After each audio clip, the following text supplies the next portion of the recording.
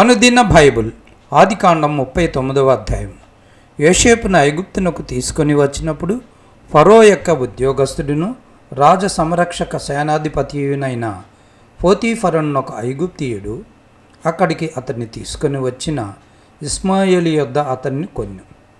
యెహోవా యోసేపునకు తోడైయుండెను గనుక అతడు వర్ధిల్లుచు తన యజమానుడగు ఆ ఐగుప్తీయుని ఇంట నుండెను. యెహోవా అతనికి తోడైయుండెననియు అతడు చేసినదంతయు అతని చేతిలో యెహోవా సఫలము చేసిననియు అతని యజమానుడు చూచినప్పుడు యోసేపు మీద అతనికి కటాక్షము కలిగెను కనుక అతని యొద్ద పరిచర్య చేయవాడయ్యను. మరియు అతడు తన ఇంటి మీద విచారణకర్తగా అతన్ని నియమించి తనకు కలిగినదంతయు అతని చేతికి అప్పగించెను. అతడు తన ఇంటి మీదను తనకు కలిగినదంతటి మీదను అతని విచారణకర్తగా నియమించిన కాలము మొదలుకొని యెహోవా యోసేపు నిమిత్తము ఆ ఐగుప్తీయుని ఇంటిని ఆశీర్వదించెను. యెహోవా ఆశీర్వాదము ఇంటిలోనేమి పొలములోనేమి అతనికి కలిగిన సమస్తం మీదను ఉండెను.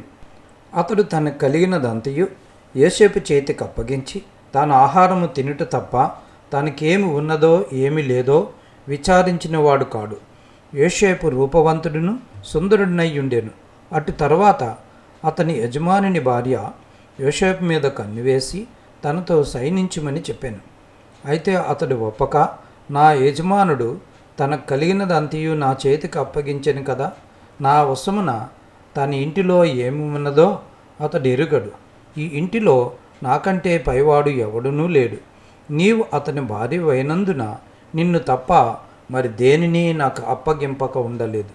కాబట్టి నేనెట్లు ఇంత ఘోరమైన దుష్కార్యము చేసి దేవునికి విరోధముగా పాపము కట్టుకొందునని తన యజమానుని భార్యతో అనెను.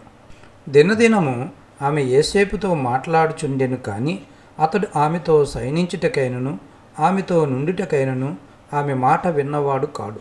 అట్లుండగా ఒకనాడు అతడు తన పని మీద ఇంటి లోపలికి వెళ్ళినప్పుడు ఇంటి మనుషులలో ఎవరునూ అక్కడ లేరు.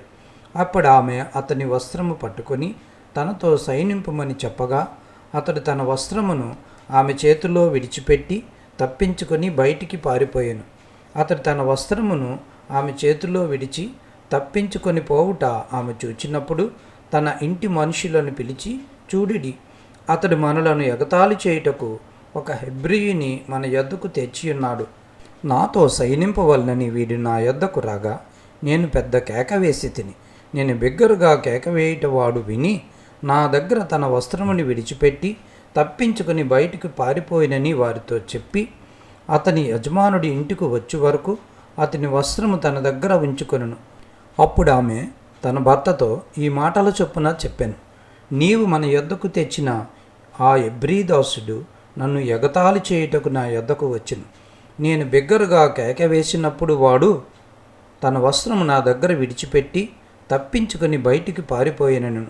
కాబట్టి అతని యజమానుడు, ఇట్లు నీ దాసుడు నన్ను చేసినని తన భార్య తనతో చెప్పిన మాటలు వినినప్పుడు కోపముతో మండిపడి అతనిని పట్టుకొని రాజు ఖైదీలు బంధింపబడి చెరసాలలో వేయించెను.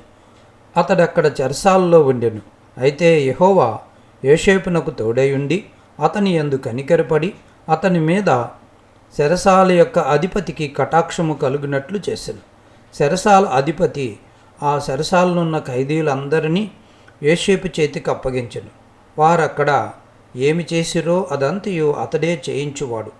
యెహోవా అతనికి తోడైయుండెను గనుక ఆ చెరసాల అధిపతి అతని చేతికి అప్పగింపబడిన దేన్ని గూర్చియు విచారణ చేయకయుండెను. అతడు చేయనది యావత్తు యెహోవా సఫలమగునట్లు చేసెను.